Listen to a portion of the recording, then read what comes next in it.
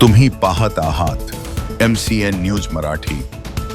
जळगाव जामोद तालुक्यातील जिल्हा परिषद केंद्रीय मराठी प्राथमिक शाळा आसलगाव येथे 11 फेब्रुवारी रोजी विद्यार्थ्यांच्या वार्षिक स्नेहसंमेलनाचे आयोजन करण्यात आले होते।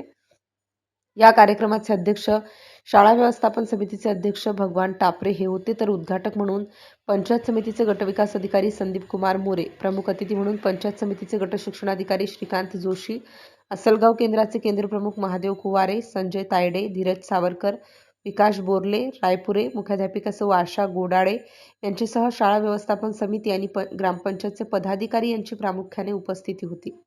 दीपप्रज्वलन आणि क्रांतिज्योती सावित्री फुले यांच्या प्रतिमेचे पूजन करून कार्यक्रमाची सुरुवात करण्यात आली।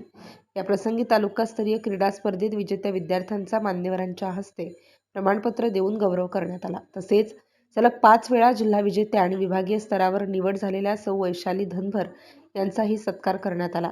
स्वागत गीत, भारूड, कोळी गीत, लेझिम डान्स, शेतकऱ्यांची व्यथा, जिजाऊ आरती, मल्हारवारी, देशभक्तीपर गीत, ऑर्केस्ट्रा, छावा एक शौर्यकथा, बाल शिवाजी, लोकगीत, वराडी गीत, शाळा मराठी यांसारख्या एकूण 40 विविध प्रकारच्या कार्यक्रमांचे विद्यार्थ्यांनी बहारदार असे सादरीकरण केले।